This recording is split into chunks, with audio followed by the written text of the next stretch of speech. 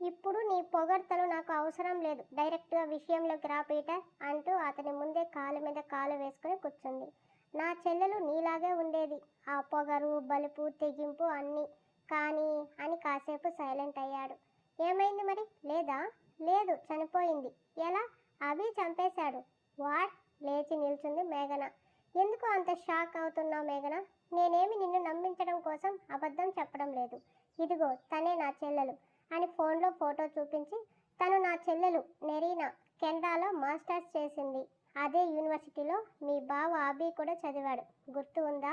Shock నుంచి తేరుకున్న మేఘన, గుర్తొచ్చింది. కానీ మా బావ మీ చెల్లిని ఎందుకు చంపుతాడు? అమ్మాయిలకు మా బావ చాలా దూరం. ఇంట్లో ఉన్న నన్నే సరిగా చూసేవాడు కాదు. అలాంటిది ఇంకా నమ్మలేదు ఆమె. అదేగా నా చెల్లిని చంపడానికి కారణమయ్యింది. కెనడాలో మా చెల్లెలు అభిని ఇష్టపడింది, ప్రేమించింది. ఆ విషయం అభి కంటే ముందు నాకే చెప్పింది. ఎలాగైనా అభి తనకి దక్కాలని, లేదంటే ప్రాణాలతో ఉండనని ఏడ్చింది.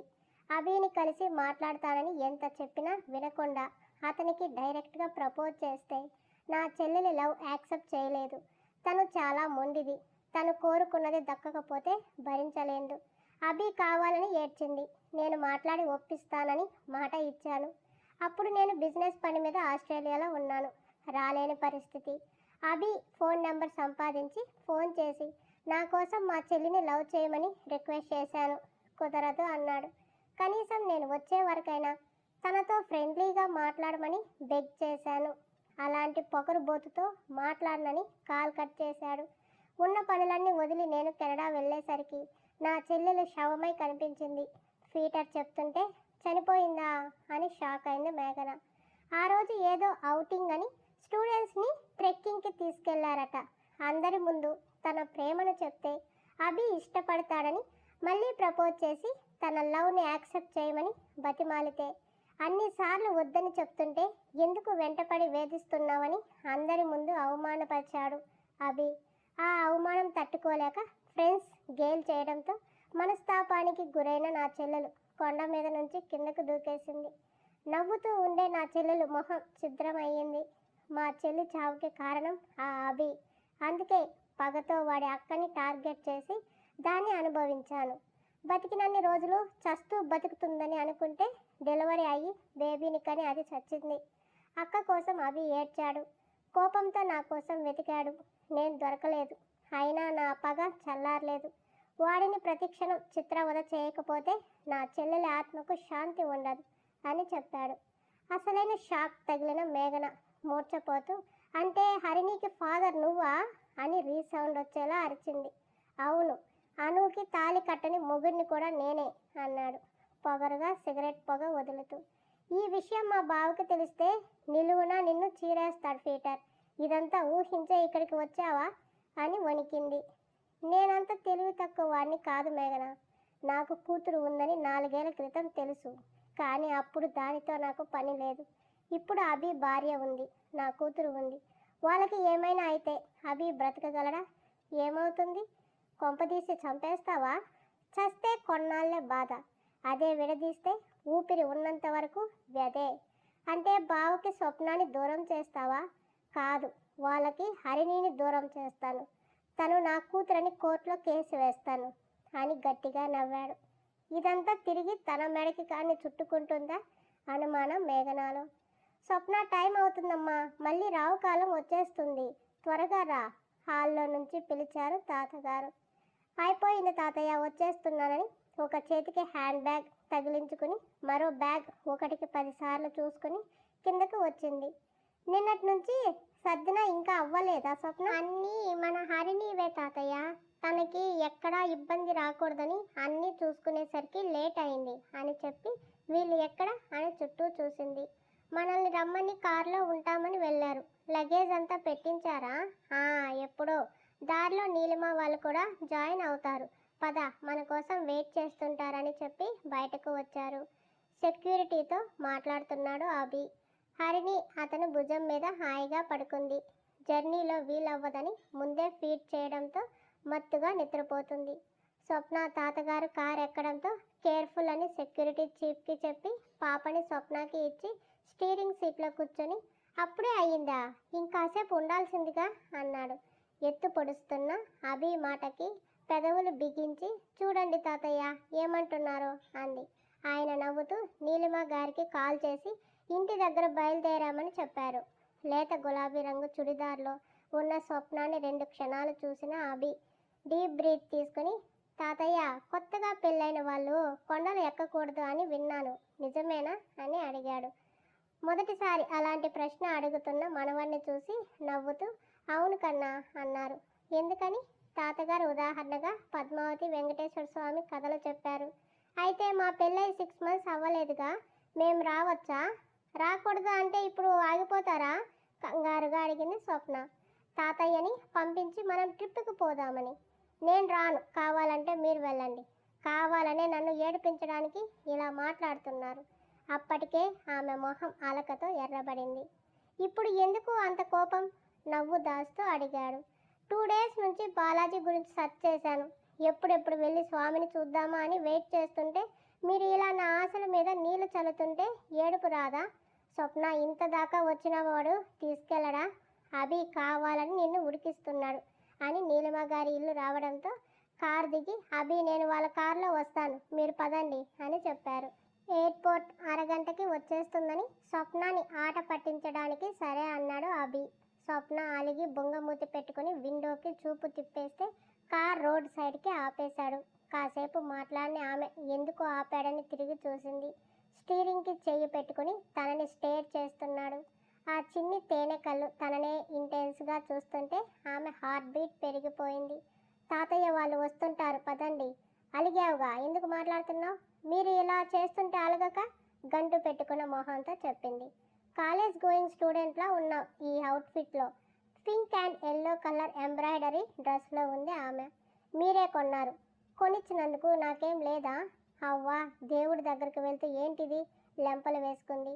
మనం వెళ్ళేది రేపు దర్శనానికి. ఇవాళ మాట్లాడకూడదని, కాపురం చేసుకోవద్దని చెప్పాడా మీ స్వామి? అభి గారు ప్లీజ్ అలా అనకండి. వెళ్ళి వచ్చే వరకు మనం చిత్తశుద్ధితో నిర్మలమైన మనసుతో స్వామి మీద మనసును లగ్నం చేస్తే మన భక్తికి స్వామి మెచ్చి ఎలాంటి కష్టాలు ఎదురైనా తట్టుకునే శక్తిని ఇస్తాడు. ఇక ఆపై చేసే మూడో ఉత్సాహం అన్నీ నీరు కార్చేస్తావని మొహం మార్చుకుని 15 గంటలో ఎయిర్పోర్ట్కి తీసుకొచ్చాడు.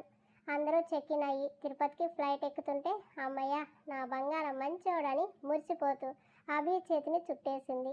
టప్పుమని ఆమె చేతి మీద ఒకటేసి ఇంటికి వచ్చే వరకు టచ్ చేసావంటే తాట తీస్తా ఇడియట్ అని కసిరి హరిణికి లంచ్ తినిపించాడు. ఈసారి స్వప్న మొహం మాడిపోయింది. నాన్ స్టాప్ ఫ్లైట్ అవ్వడంతో గంటకు తిరుపతి రీచ్ అయ్యి ఆల్రెడీ బుక్ చేసుకున్న హోటల్కి చేరుకున్నారు. ఎవరి రూమ్స్కి వాళ్ళు వెళ్తుంటే స్వప్నతో తమ రూమ్కి వచ్చిన అభికి కాల్ వచ్చింది. లిఫ్ట్ చేసిన అభితో సార్ పీటర్ ఇండియా వచ్చాడు, అంతేకాదు మేఘనా గారిని కలిశాడని మన స్పై ఇన్ఫర్మేషన్ ఇచ్చాడు.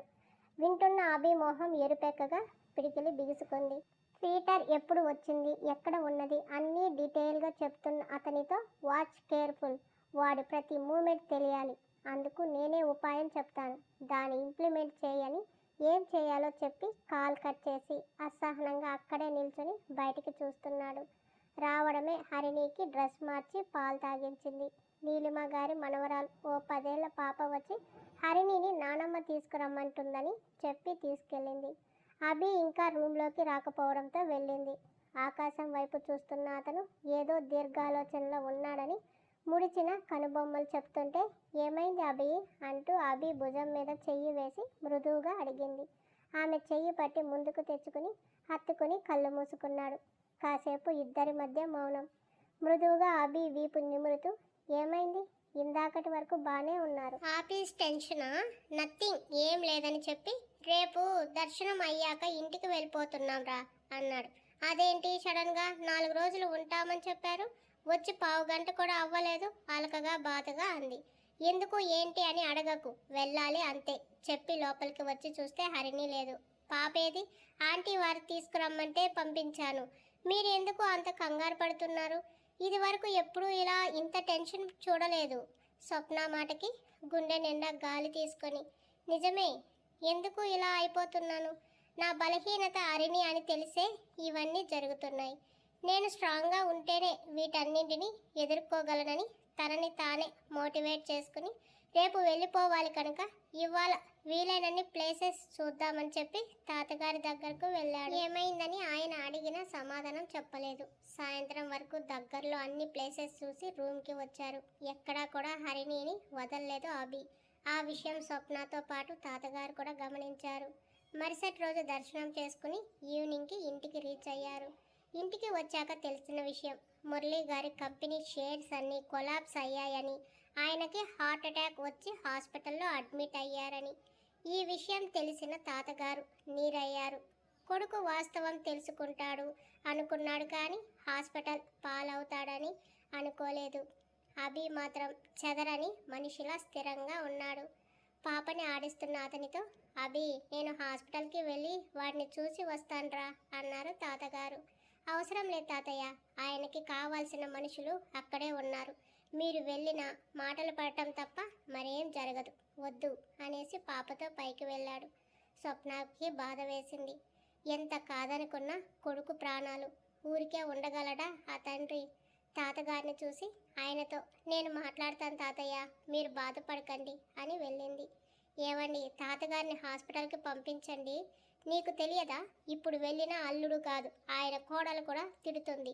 వీటన్నిటికీ కారణం మనమే అని. జాగ్రత్త లేకుండా ఏ పనైనా చేస్తే ఎన్ని విపత్తులు వస్తాయో తెలియాలి వాళ్ళకి. ఎవరికి? మీ నాన్నగారికేనా? ప్రాణాలే పోయాక తెలిసినా ఏం ప్రయోజనం? తాతగారిని పంపిస్తే కొంచెం ఓదార్పు ఉంటుంది. తండ్రిని చూసి వారికి కూడా కాస్త ప్రశాంతంగా ఉండి ఆరోగ్యం కుదుట పడవచ్చు. ప్లీజ్ తాతగారిని పంపించండి అని బతిమాలింది.